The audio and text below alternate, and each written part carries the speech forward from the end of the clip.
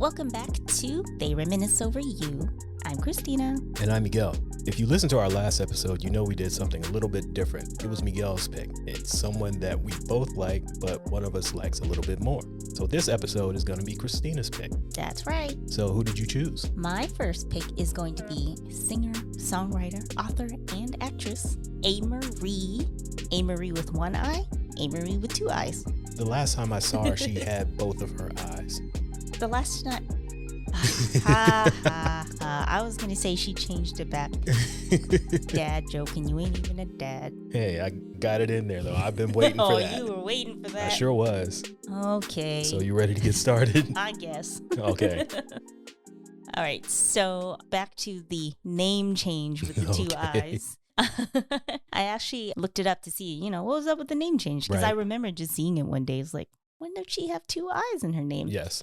And she didn't really have any particular reason other than it felt right. Okay. So that's fair. I've seen a couple interviews where people have asked her about it, but there's a quote from wrapup.com where she says, "I operate on vibes and intuition. I believe everything is energy.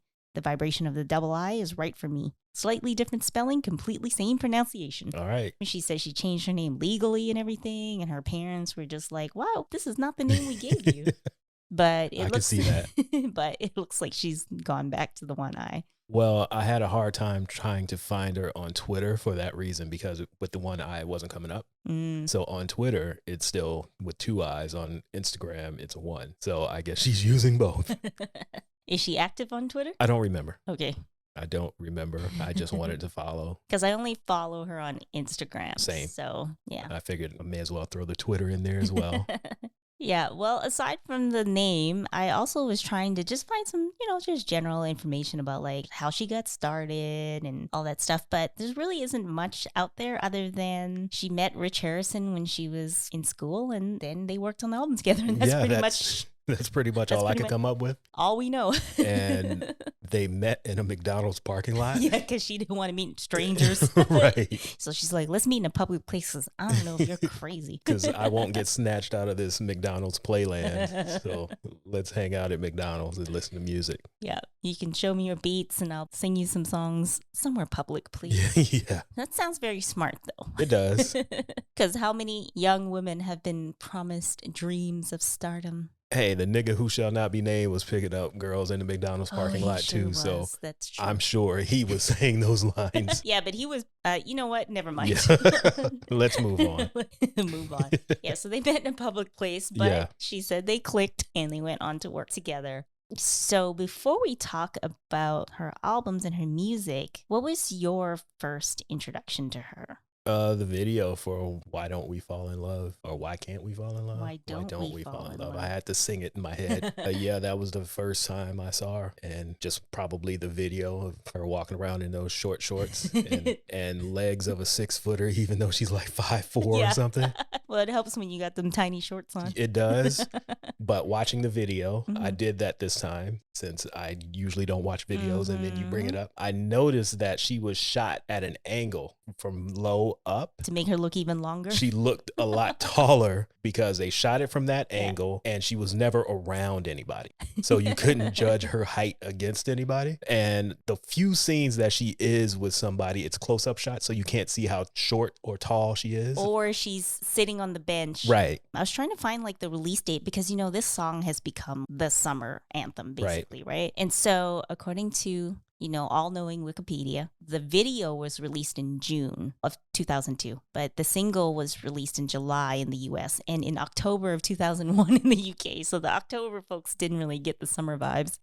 But at the beginning of the video, it says first day of summer too. Yeah. So they've kind of made us believe it was a perfect summer song. But another thing I saw on Wikipedia, it was said that Carl Thomas made a guest appearance. And I was like, okay, I know sometimes Wikipedia is wrong, but most of the time they seem pretty factual. So I was watching the video. I'm like, where the hell is Carl Thomas? I don't remember. So there's a scene, as I was saying, when she's with somebody else, she's sitting on a bench and there's a guy bobbing his head with her. It's Carl Thomas? I could only see the back of his head, okay. but I'm fairly certain it looks like Carl Thomas's back of his head because you can kind of see his hair, and he's wearing, his leather jacket, even though it's summertime. I think it's a leather jacket. Thick sweater as well. He didn't have the turtleneck as far as I know, but I think he was wearing, how he liked to dress minus the turtlenecks around that time. Yeah. And you could kind of see his little curly hair. So I'm pretty sure that has to be him because there's nowhere else in the video that I could see him, but that looks like it could be him, but you only see the back of his head. I'm going to look this up. Yeah. So Wikipedia should not be taken as like 100% truth, but I think they're right most of the time. Most of the time. You can take a look at it. Anyone else can take a look at it and let me know if you agree that could be Carl Thomas. But the part where she's sitting on the park bench and her and a guy are just bobbing their heads to the beat together. Yeah. Okay. I will look into that when we're done. So according to Wikipedia, again, she was on Nas's song Rule, which I remember. Yeah. But that came out in 2001. So technically, that was her first, introduction to the public. Yeah. But that song, even though it was a single, it wasn't heavily promoted. So I think the only time I heard that song was when I actually listened to the album itself, because I always thought of Got Yourself a Gun as being the main single off of that album. So technically, in theory, we could have heard her first on the Nas album, but don't remember it at all because we didn't know who she was. Yeah. And you just see the name on the track listings, like, who's that? Who's that? It's like, what's her name? Tasha with Bone Thugs and Harmony. Singing her heart out. Like, who is this? Yeah. Some hook girl. So I never really liked that song anyways. Like, I remember her being on the song, but I think that's something that I remember after the fact. Okay. But definitely when I think about my first introduction with her, it's the same thing, the Why Don't We Fall in Love video. Yeah. And there are some songs that you just like right away. Yeah. I don't know if it helped because of the visuals, but right away this song was like, yes, this is the new summer anthem. I didn't look at it as a new summer anthem. I just liked it. It just seemed pleasant. It's like having some water with a slice of lemon in it or something. And that's the way I looked at it. I never thought it was this great song, but I liked it. I don't know. I liked it enough to buy the album when it came out. Right. I know that I liked it right away, but I don't know if my memory of it is more than what it was because I've continued to like it over the years. Right. But it's definitely become a summer anthem for a lot of people.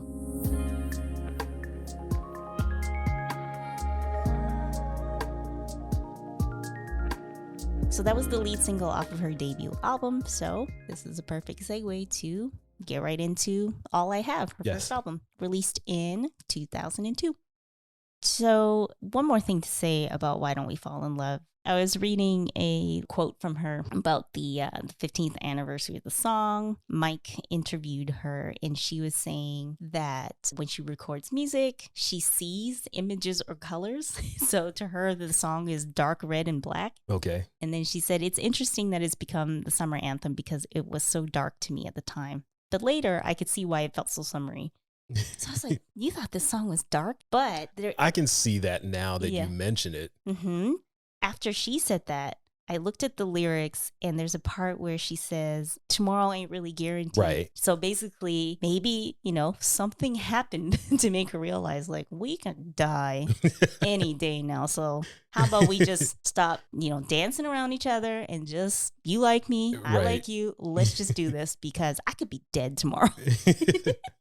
I'm going to go out on a limb and say it was 9/11. Oh, was that 2002? 2001. Oh, 2001. It was months before, so pretty fresh. I think that would be a catalyst for somebody saying, hey, we need to get a move on here. So the full verse that made me see that it could be a little bit dark was she said, so many things I'm going through, so much that I want to do. It's starting to become clear to me. Tomorrow ain't really guaranteed. So you think about those words. Yeah, that sounds like, maybe feeling a little dark in terms of the future. Yeah, I never really looked at it like that, that it being dark, though. Yeah, so that's that. So I think I'm going to say it's pretty clear that even though we usually talk about our favorite songs off the album pretty much at the end, but I think it's clear that Why Don't We Fall in Love is going to be the winner for this album. Not for me. I have a couple others that I like better. Nothing Like Loving You and I Just Died. Yes. I like better than Why Don't We Fall in Love. Okay. But I like Why Don't We Fall in Love too. The song I like the best after Why Don't We Fall in Love is All I Have, which is technically the second last song, but the last song is just an outro. I don't like that one because it sounds too much like Why Don't We Fall in Love. Oh, maybe that's why I do like it. But I do like all the songs. I found that it was very consistent. You know, sometimes you hear the single and you have expectations for what the album will be. Right. And then you hear it and you're just like, that's not what I was promised.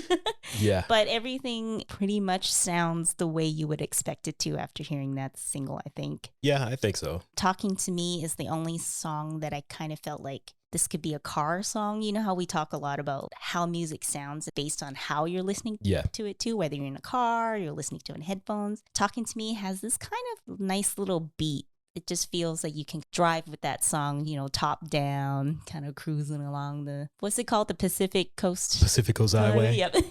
I can see that. So I consider this a no-skip album, but I've come up with some new rules for no-skip albums. So before, what I considered a no-skip album is you don't have to love every single song. Right. But you have to like it enough to not want to skip it. Right. But my new rule is if I look at the track listing and I don't recognize the song by the song title, then I can't call that a no-skip album. Because sometimes I'm looking at it, I'm like, what is that? So I obviously haven't listened to it enough. But what about all those songs out there that the title is one thing, but we call it something completely different because they say it in the chorus or something? Yes, that's true. But I think that's also a testament, at least for me, to how I used to listen to music and how I listen to music now. Okay. Because the way I used to listen to music, basically early 2000s and before, is I would actually look at the track listing.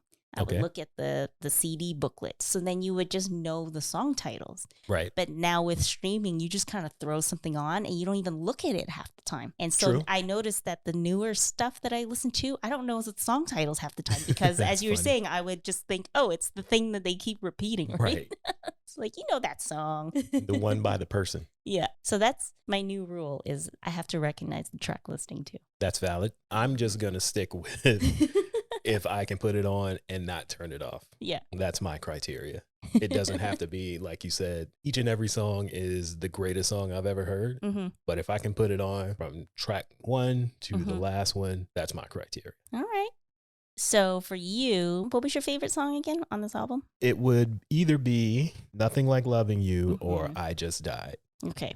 Those are my two favorites. I like those two as well. But like I said, this is a no-skip album for me. I listen to it quite often. It's definitely one of my favorite albums. I actually put this album in the same category as Tidra Moses's too many S's, first album because I think that not that the sound is similar, but I don't know how to describe it. I just kind of feel like they fit in the same category. Yeah, it does kind of sound similar. The themes are different. Like the lyrics aren't the same. Yeah. Teacher's a little more sassy. Yeah. And Amerie is a little more kind of light and airy. Yeah. But in terms of the sound itself, it's very similar. Well, the funny thing is, Tidal, you know, when you finish an album, you could choose to let it recommend a song for you and it'll just start playing something, right? Right. It immediately went into Tidra Rescue Me right after the last song. Of course it did. And then when I was listening to the second album, it played Tidra again right because afterwards. The algorithm knows. Yeah. So I was like, okay, so I'm not wrong in thinking that they're kind of similar artists. You're not making this up.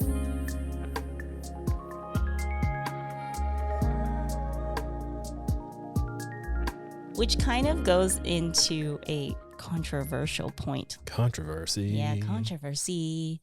So pretty much after this album was when the whole Beyonce stole Amerie's go-go sound stuff started. So this album was produced, as we mentioned, by Rich Harrison, or co-produced. They wrote and produced it together. Right. And so Rich Harrison helped her create this sort of like DC go-go sound, which...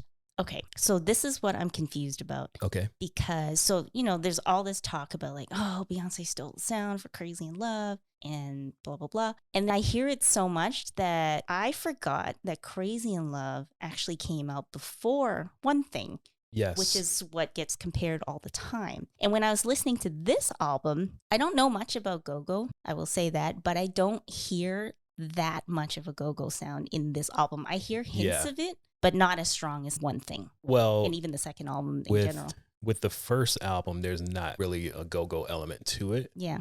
It's more of the production style that he uses. Okay. So a lot of chopped samples and Right. older music being sampled Mhm. and just the way it's put together. Yeah. Like, Because Got to Be There, I think to me that song sounds the most. I think I hear like a little more percussions and stuff in that song. yeah. Like Go-Go's a lot of percussions, right? Yeah. But the reason that the Beyonce comparisons Mhm. always get pulled up, in my opinion, is even though people love this album and she was all over the place, she's doing features with people and she even ended up in a movie as well. So she was known, but she wasn't Destiny's Child big. Right. And after this album came out, everybody wanted to sound like this album. So All I Have comes out in 2002. Later that year, he does a song for Kelly Rowland. Year after that, The Rain, whoever that is, he did a song for them. And then that's when Dangerously in Love came out. I was about to say, is it Rayne? Yes. Sounds familiar. I might have to look that up and see. I looked up the song. Okay. I didn't recognize it. I don't know. What is it called? Or didn't you know? I watched sounds it. vaguely familiar. I'll look it up after. The people who were in the group, I recognize their names, but I Yeah. don't recognize this. Okay. I'll look it up later. And then Dangerously in Love has Crazy in Love and Be With You on it. Then he did a song on Confessions Mhm. for Usher and another one that your girl Jennifer Lopez ended up taking that didn't make a Confessions album. Then he did Soldier on Destiny's Child, another song for Christina Milian. Mhm.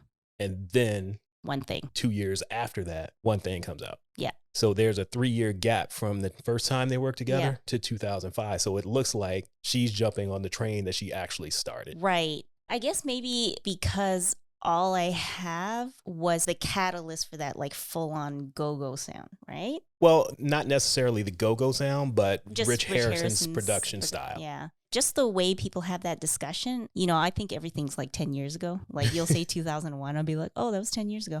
So I was actually shocked when I realized that One Thing came so far after. Because I'm like, Yeah. okay, so how does Beyonce steal the sound if One Thing came after? Yeah, But I think it's just, you know, any discussion about Beyonce is always weird. it is. So there's two things. If this sound was developed by Rich Harrison and Amerie together, I can understand why maybe Amerie might be a little upset to feel like people were stealing from her. But it's not unusual for producers to have a sound Yeah. that they then bring to other artists. And that's the thing. It didn't start with her. Mm-hmm. He had done 2 songs with Mary J. Blige Yeah. before that. Mm-hmm. And they sound like that as well. Like you could take Mary off those songs, put Amerie on it, and it would sound like it belongs on All I Have. I think because Amerie has roots in DC, that her and him working together works well together. Just like Khalees works well with the Neptunes. Right. But it doesn't mean that the Neptunes will never make music for other Yeah. people. So I sort of feel like the only person that could maybe be upset is Amerie if, like I was saying, it was something she felt like she developed with him. Right.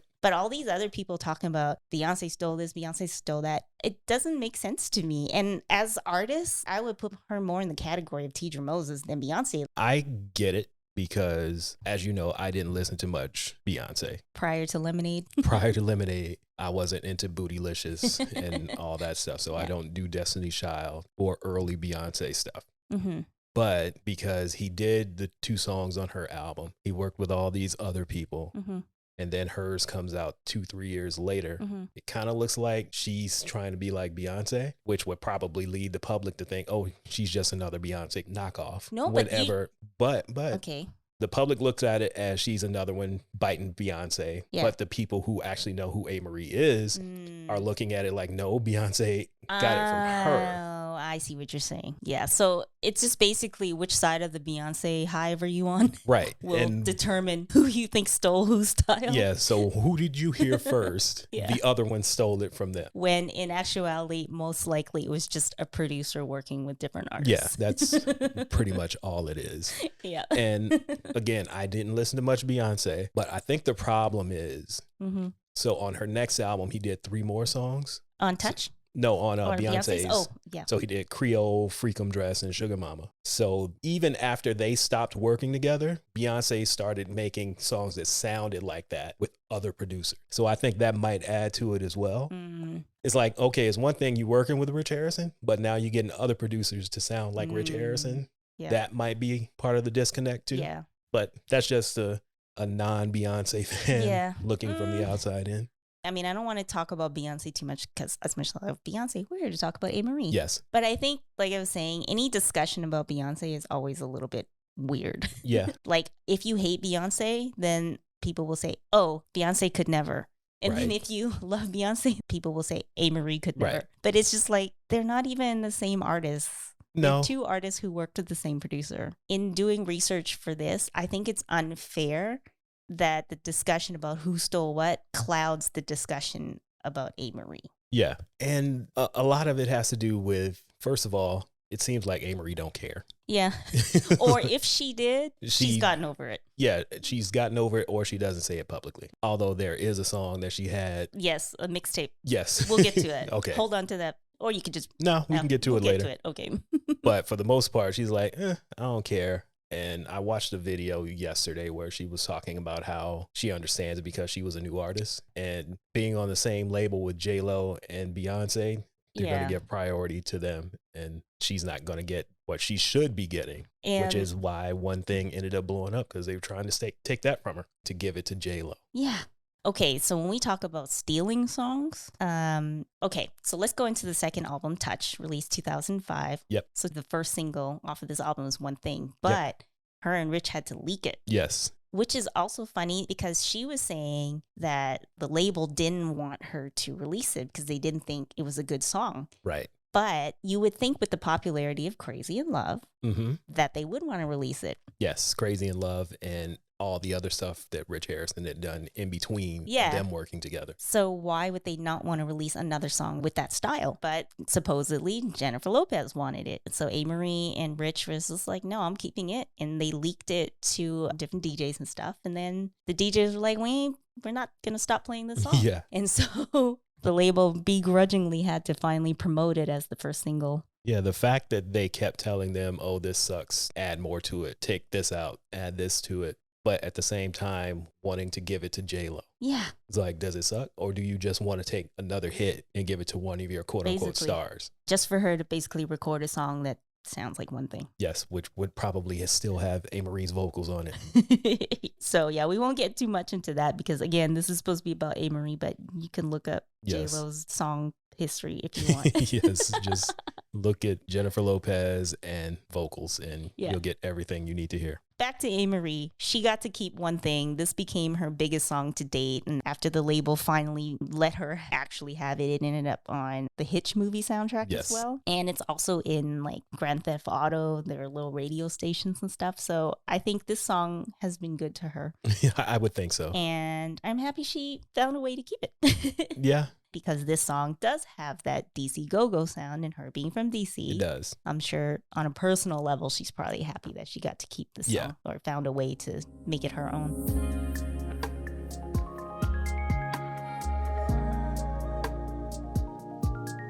When I was looking up different videos and stuff, she performed this on the World Music Awards, and she had the live band and stuff, and they were all dressed up like kind of like in evening wear. And I see this lady in a white dress. I'm like, why does she look familiar? And she's conducting the band. Okay. And then... It was Meryl Streep. Nope.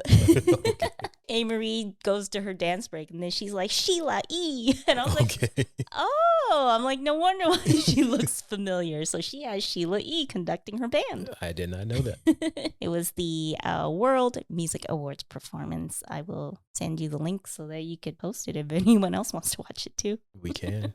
Okay, so now that we've got this like stealing controversy out of the way, I think this was a pretty solid follow-up album. It is. It's not quite a no-skip album. There's a couple songs I could do without, but there's also a bunch of songs that I also really like. I love Rolling Down My Face and Come With Me. It's funny that Rolling Down My Face, we've discussed the sample on 3 different episodes now. Which is probably why I like it. So Mary J. Blige sampled it in a song and Erykah Badu sampled it in a song. So this is the 3rd time we're mentioning that Roy Ayers sample. Because it's a great sound. It is. Something I think is funny about this album, though, and it stands out from the rest of it, is Touch. Yeah. Like, it's so 2005.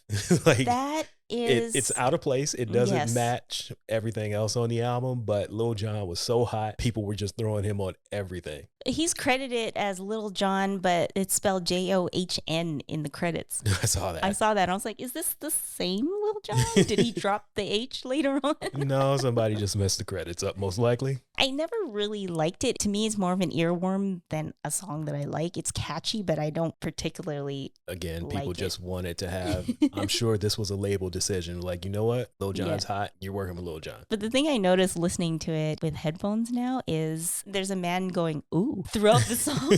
And it sounds so weird all of a sudden now because it just sounds so much more pronounced listening to it like right in my ear holes. He's just, ooh. I never noticed throughout the song. And I'm like, oh, this is weird. I don't like it.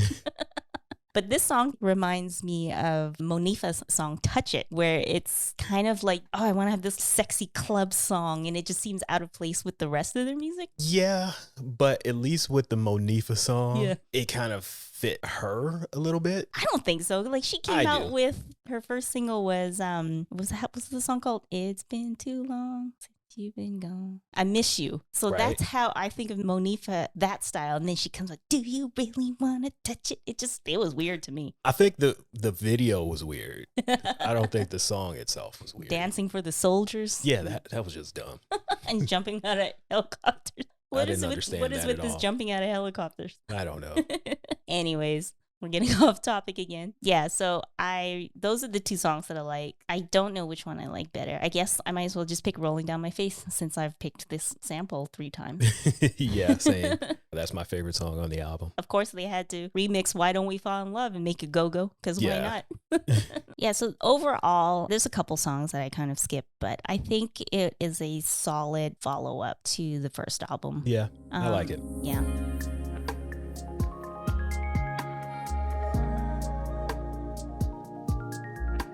So that's pretty much her early career. Mm-hmm. After Touch, things started to get a little bit weird because this is where she started having label issues and getting dropped. So her third album is Because I Love It. Right. And she said in an interview that they wanted to do a staggered release. Like, let's release in the UK first, and then we'll do the US, whatever. And then she released the mixtape, which we had just mentioned. Yes. And then there was a couple videos, a couple singles came out, but then she got dropped from her label, and then it just never got released in the US. So it's just, there's just something weird just started happening around this time. And unfortunately, as we've seen with many other artists, it's not always about talent. It's about promotion, timing, how much airplay you get, whatever. So this album just got lost in the mix. Yeah, just listening to it, when it first came out, I really didn't listen to it too much. But just listening to it this past week, it's a lot of live instrumentation, which I really like. Some of the songs on there are hit and miss for me. Crazy Wonderful is probably the best one on there, or Somebody Up There. Those are the two that I like. But yeah, this album really didn't do much for me. I really love this album. Crush is actually my favorite song on this album. I feel like it has a bit of 80s pop. Yeah, I can see that. And, you know, being an 80s kid who likes 80s pop and who also loves Amerie, I was like, oh, this is kind of a nice change. It almost kind of reminds me a little bit of Blondie, especially that some like it when she does her little rap. Some of them like it. I can see that. So it has that sort of like 80s pop, kind of light and sultry at the same time. Yeah. You know how like on Rapture, Blondie's Rapture, and she has that like Rapture. Yeah. Like it just kind of has that floaty vibe. Right. So I actually really enjoyed this album. And, you know, it's unfortunate that it just didn't really get released properly. Because of that, it didn't even chart the billboards at all. No. And I have the feeling that there's probably a lot of people that just never heard it because of... Yeah, just because it slipped through the cracks. Yeah. And if you didn't know it was there, you're not going to listen to it. Yeah. And so something I read also said that maybe because she released this mixtape beforehand called the same thing, that it added to the confusion, yada, yada, yada. Just change the title then. But it happened. And this mixtape is also where she allegedly recorded her diss track called Because I Love It when she was like 6 months and y'all done check my style. And you're like, y'all chicks know you weren't singing like that. So of course people assume that she's taking a stab at Jennifer and Beyonce and even Rich, because she says something about chasing those beats and checks or something like that as well. So some people have thought that maybe she's talking about Rich going off and making songs for other people with the same sound, and Beyonce which is and J-Lo and all not that. right, because this man has to make a living too. He does. So this is the only thing I found where it seems like she might have been upset about it. Yeah. But other than that, like I said, she seems to just be living life and just I wouldn't say it's specifically towards anybody. I think it's more of a general. I think so too. I think it's more of like y'all know I started this, right? Yeah. And not necessarily directed at Beyonce. I feel like that too. I think that him working with her on her first album, even if it didn't have that particular sound, also helped him go out and get more work. Right. Thus creating the sound for everybody else Yeah. too. Well, she's a new artist. She's gone for 6 months and all of a sudden everybody's like, like, I started this. I just think it's funny that she did it on the Busta Rhymes beat. Get you some. It's like, all right, I can get with this. Yeah, the mixtape is fun. It's typical of what I didn't listen to it. I only heard that song. Well, it's really hard to find. I found this really shady website, and my days of downloading stuff from like any website. Random sources. So they did have a stream option, but even then it felt a little shady. Right. But I could post the link, or we could post the link, but click on it at your own. I'm not posting the link. I want you to go out and search it on your own, because I love it mixtape. And if something bad happens to your computer, that's not on us. So I listened to the whole mixtape, and there were 2 songs that I completely forgot about from the mixtape that I loved. Luckily, these 2 songs, someone posted it on YouTube, which is a little less shady. So we could post those links. But one song is called Weekend Love, and she's singing over the SOS band sample. Okay. The Weekend Love. I don't recognize it. No. I won't sing anymore. Anyways, I love the song. It's another one of those kind of like cute summery songs. And then there's a Reminisce with Ya, and it's hilarious because when I was looking at the YouTube comments, because I was trying to remember, I'm like, where did I actually hear these songs if the mixtape itself is really hard to get? And someone in the comments said, finally a version without DJ Clue screaming all over it. So I guess I probably heard one of his mixes or something. But yeah, so we could post those 2 links, but I love those 2 songs. So those were on the mixtape. And the album itself, I think overall this would have been a good 3rd album if it got to be released properly. And I think it did okay in the UK, which was where it was actually released. And I think it was released in Japan or something too. Hey, take the hits where you can get them. So I think it is a good 3rd album, but how many people have heard it? Right. Is the question. Yeah, so unfortunately that one got lost in the shuffle, but because I remember even when I saw it, it got me by surprise. I think I had started using Apple, so by this time streaming was pretty normal. Yeah. And I just remember seeing it and being like, what is this? But I used to listen to it all the time. I would say I still listen to it semi-regularly, but there was a period where I was listening to it all the time.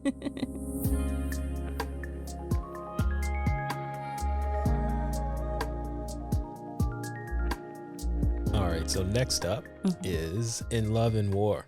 So I don't know much about this album other than just ear hustling while you're listening to it. But this was the first time I actually listened to it from beginning to end and not just hearing random songs when you were playing it. It's kind of shaky at the beginning. Yeah. Which is kind of weird. Like the songs to me aren't very good. But about halfway through the album, it just picks up and it's like, oh, this shit is great. So I could do without the first 3 songs on it. But the middle towards the end of the album, I'm good with it. Red Eye is probably the best song she's ever done, in my opinion. Really? Yeah, I think. I could be wrong, but I like Red Eye. I'm going to have to give it a second re-listen. But I think maybe what might be the issues with the first few songs is, so she hasn't worked with Rich Harrison for this album in the previous one. Yeah, the second album is kind of where they kind of split up. So I think maybe not having him, but still trying to do that sound was missing something. Right. Because once you get to the middle, it's more of like a hip hop R&B-ish sound. So there are more producers, I guess, that can do that good. But you start off with the first 3-4 songs and it's a particular sound. And then all of a sudden you get Why Are You? And you're like, oh, this sounds totally different. Like the transition was a little jarring. Right. But my favorite songs are Why Are You, Pretty Brown with Trey Songz, and More Than Love with Fabulous. Well, I like that one just because of the Kool and Gang sample, the Summer Madness. Like, you can't go wrong with that. The funny thing is, I heard More Than Love playing in the mall. I remember we were just at the mall shopping and I heard the do do do. Right. And I just assumed it had to be either some other song with that sample or the actual song. It never occurred to me it would actually be Amerie. Okay. Because I think at that point, I had gotten so used to her just not being like on the radio, shall we say. Even though like streaming and stuff was, we were starting to do it around this time. It wasn't like now where everyone's got a Spotify playlist or an Apple playlist. Like this was probably somebody's iPod, right? Plugged into the store's stereo. So I was not expecting to hear not Why Don't We Fall in Love, Amerie. Yeah.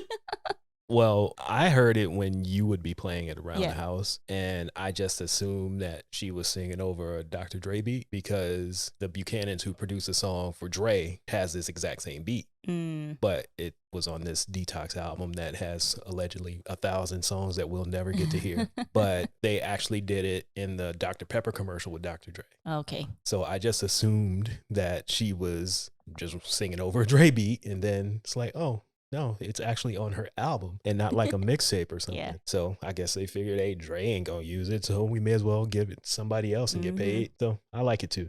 I think the songs on here are good enough for me to kind of forgive the other songs. Right. But out of everything she's done so far, this is the one that's most inconsistent. Yeah. Like it almost feels like it's two different albums mashed together. Because like I said, just listening to it, those first 3 songs were hard to listen to. At least for me. Maybe other people like it. I didn't. But once we got to the middle, all the way through the end, I was good with it. I feel like the first 4 songs kind of have the same sound. Okay. But 2 I don't like and 2 I like. I like Heard 'Em All and I like Higher. I don't know why I like those 2 and not the other 2, but I like them enough to not skip, but not enough to be like, oh, you know what I want to listen to right now? Heard 'Em All. No, I'm not going to. If I'm putting on this album, it's going to be Why Are You, Pretty Brown, and More Than Love. And I'm going to have to re-listen to Red Eye since that's the one you like. I think that's her best song. I will go back to it. All right.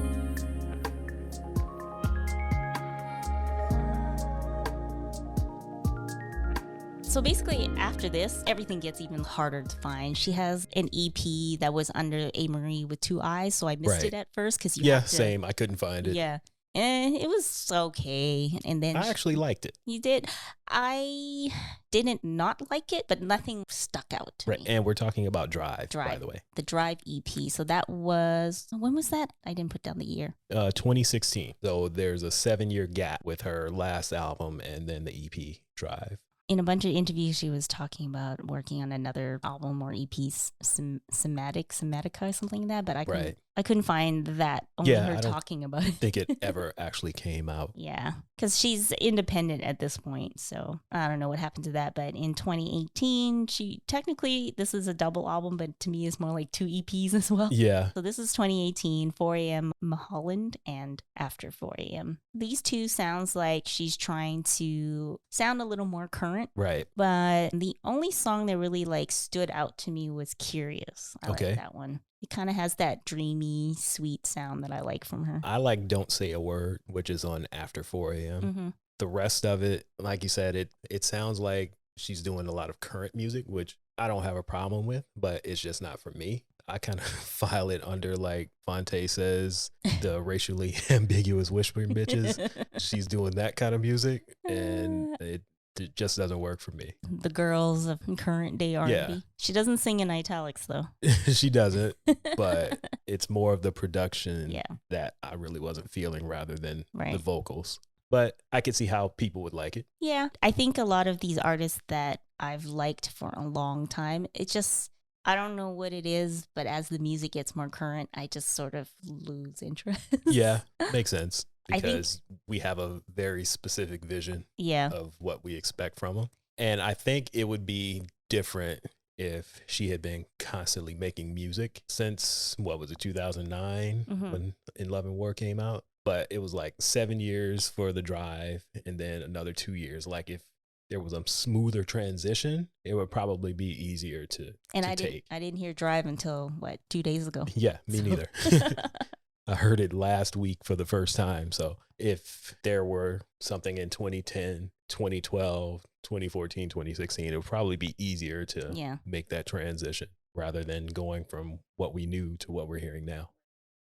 It seems like she is doing just fine, though. Yeah. I mean, that's pretty much it for the music, but she's been out here writing books. Yeah. Some like young adult novels. Oh, They're like not anthologies. What's the word? It's like a collection of essays. Yeah, it was her and like 12 other authors, and she edited the book. Yeah, and they're like reimagining fairy tales and villains, but it's like tales of villainy. Yeah, that's the only part I can remember. I can't remember the title, but I remember like 13 tales of villainy, and that just cracked me up. So she has a second one too. I think it's so cute that she's a booktuber. Yes. Amerie's Book Club. She's got her Amerie's Book Club merch. She just does YouTube videos for her book club, and in general, like life updates and whatnot. The interview you sent me where she's talking about the books and whatnot, and how she said that she loves the villains. Like she wanted Tony Montana to win, and she wanted this one to win, and that one is like, I can get it. Instead of wanting the princess or all the good people to win all the time, let the villains get some. She probably likes the Joker too. Well, because she seems so nice and sweet, so maybe this is like her, like her outlet. Her outlet, yeah. Because speaking of being nice and sweet, so many of these interviews that she's done, I don't know how she stays composed. I couldn't do it. She has done some wild interviews. She was on The Breakfast Club with Charlemagne, Angela Yee, and DJ Envy. Envy and Charlemagne were just, I don't even know how to describe it. Just being reckless. Foolish, asking her a lot of ignorant questions and stuff.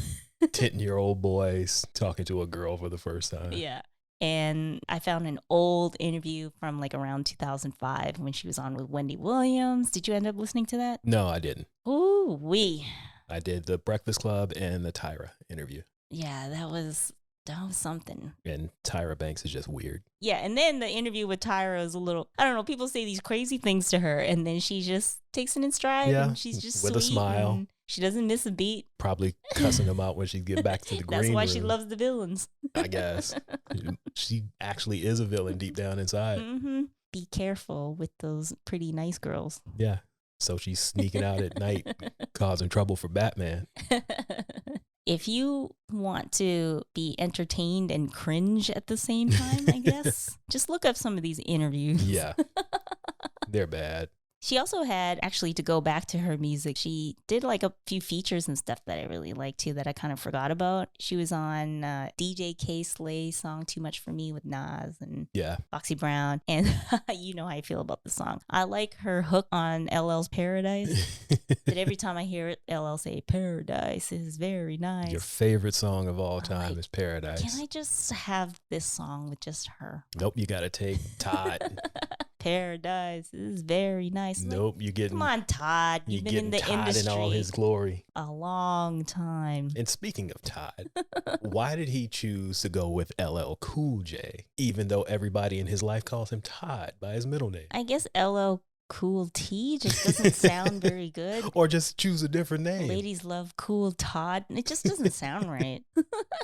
But you don't even use James. You don't really call him James. You call him LL Cool J. Or That's just what I'm LL. saying. Anyway. Some people only know him as the guy on NCIS. Yeah. And some people don't even know that. Exactly.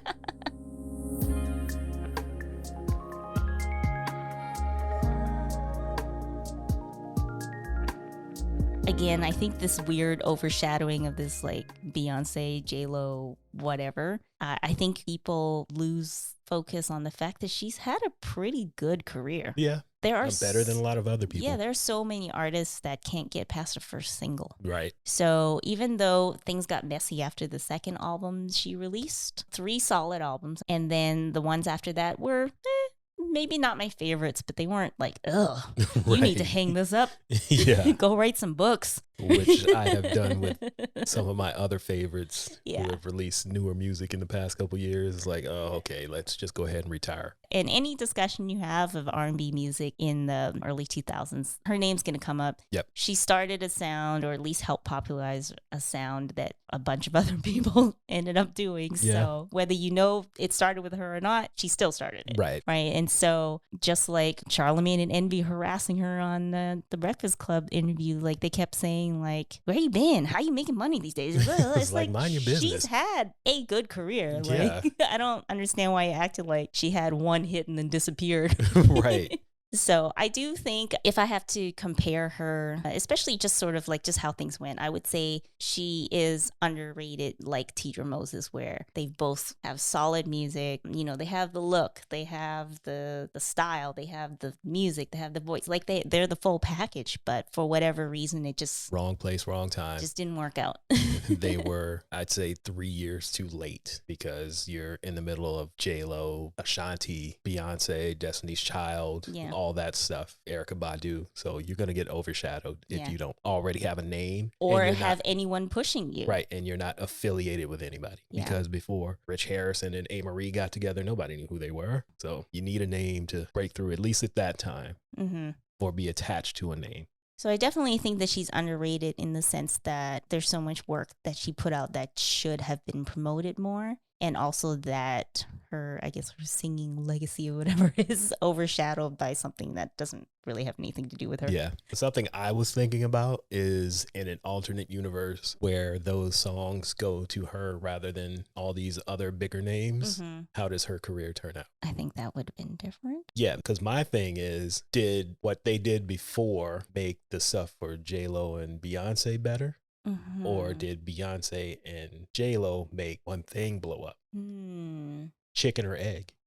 I think that in this alternate universe, if she had came out with one thing first, or she did Crazy in Love or Get Right or whatever, I think it would have still been popular, because even though Beyonce and J-Lo had the name, you still have to like the song. Right. The name brings it to bigger masses, but these masses still have to like the song. So in my theory, I think the songs would have still been hits. They wouldn't have been as big as they were, though. It would have probably been the same level as the first album, I think. That's possible. I think it could go either way. It's hard to say. With her not having the bigger name, it still could have done well, but then it could have gave her a bigger name. Right.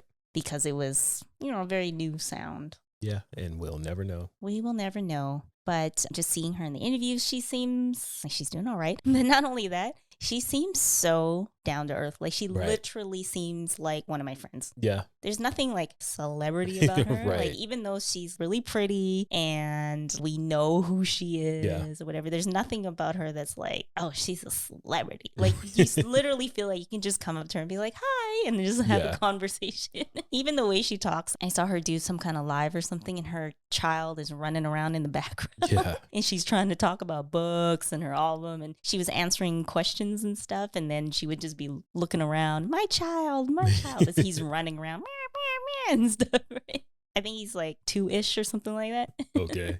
But it was like, I literally talked to friends like this with their kids running around in the background, and we trying to have a conversation. I'd be like, should we talk later?